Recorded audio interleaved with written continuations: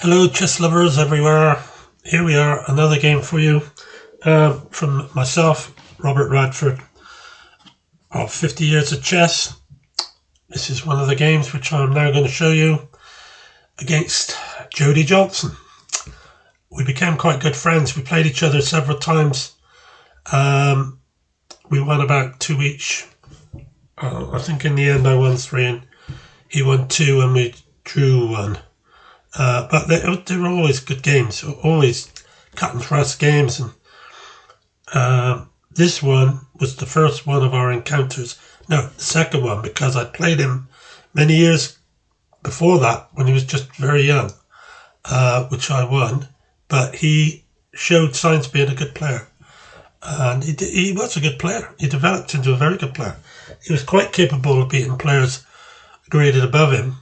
And he was always a player to be wary of because you didn't know what he was going to do. He was one of these tricky rickies, as I call him, who pull things out of the bag with little tricks and swindles. He was a swindler, no doubt about that. So, with no further ado, let's just carry on. Right then, so I was white and I played e4. That's e4, that's right. He played the Dutch f5. I noticed I did a study on him and saw that he'd been playing the Dutch, so I was prepared for this game. I played knight c3, he played knight f6, bishop f5, h6. Not a good move because he's left a huge hole. Look at that. Those white squares on f7, f6 and h5. So off come the knight. He took, then e5. Obviously, my destination is queen h5 check. So he's in a bit of a problem already in this opening. He didn't know this opening, this Staunton type opening, which is normally d4 and e4. But this line, I think, is better. So Jody then pins my knight because he's got to try and get castle, but he hasn't got time. Check, king f8, then bishop c4. Looking for immediate mate. He's got to stop this, which he plays queen e7 to prevent it. So knight to e2, so that I can pick up the knight should it be taken, the other knight taken on c3. And we're not going to worry about the pawn on e4, that doesn't matter. But he goes for a knight c6. So he's now looking at bishop takes knight, knight takes pawn, with the threat of knight takes on c2 later, but at this time he's keeping one eye on f7. So I went knight into f4 and he took the bishop. With his bishop he took my knight. This is a bold move by me because it's threatening to pin the rook and king, but it's not going to work because he can stop that, as you'll see. B takes c, queen takes. Now this is my plan. King f8, threatening rook d1 check, which will get him on d8 because where's he going to move his queen? He can only go queen takes a2 or queen takes knight, and it won't matter, it's too late. So he can't play. He's still under threat of mate. Queen f7. It's haunting him, this queen f7 mate. Every time he keeps trying to do things, he's got to go back or defend it somehow. So he decides to put the knight in there rather than go queen d7 or d8. I think he should have went queen d8, offering the queen swap. Alright, it would have checked me and he might have won a rook in the corner, I don't know. Anyway, he played knight d5. Perhaps it's the right move, I don't know. So I then decided to go with knight check, so we could swap knights, and then threaten mate again, so he had to go back. So I picked up the f pawn. He played d3 and my queen with his bishop. Queen again keeps that mate locked on f7, which is being a real pain for Jody here. So he played g4. Rook d1, hitting his queen. He's only got one or two plays. That's it. He went to g6. Again, keeping an eye on f7. It's stopping him. It's just stopping him from doing anything at the moment. So h4, putting more pressure on. f5, takes on g5.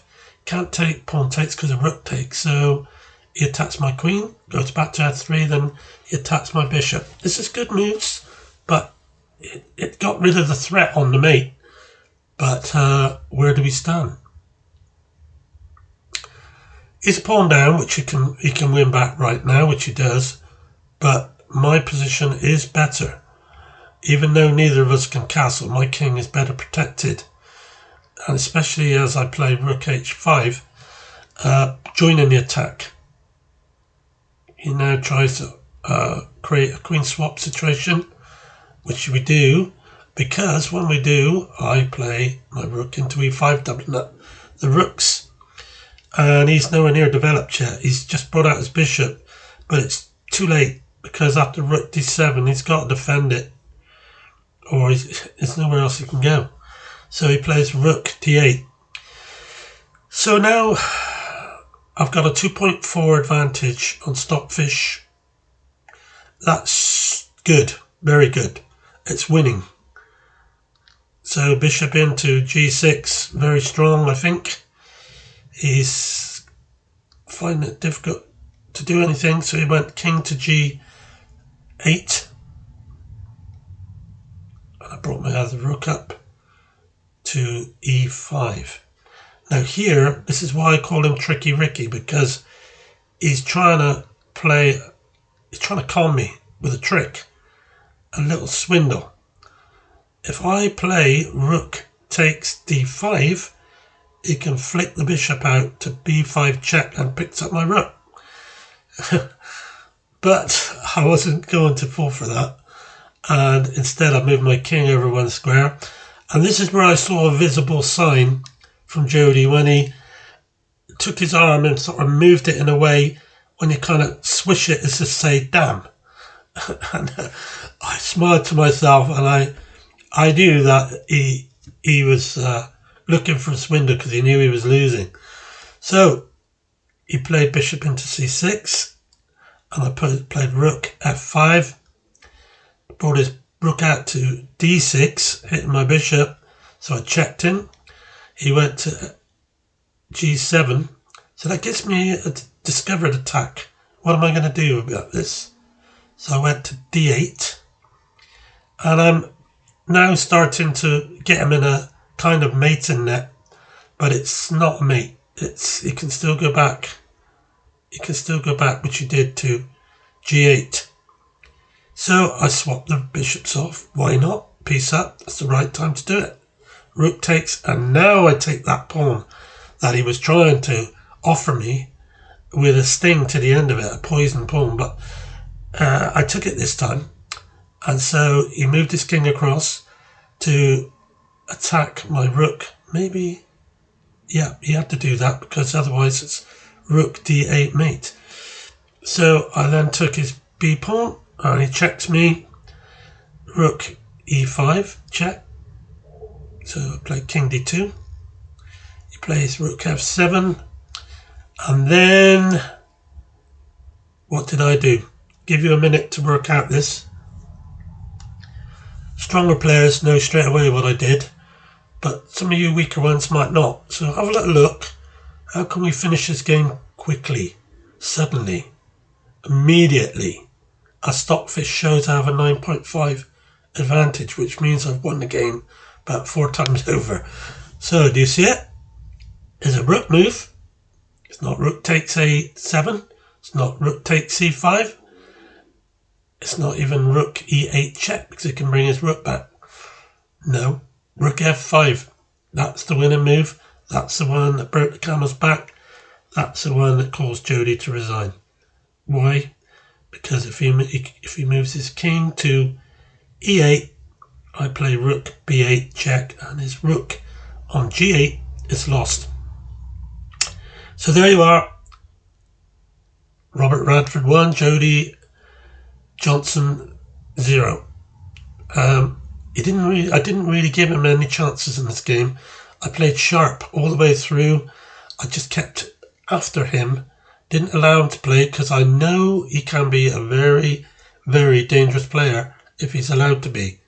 And sometimes it doesn't look like these players are very good, but it's only because if you play properly, you don't allow them to.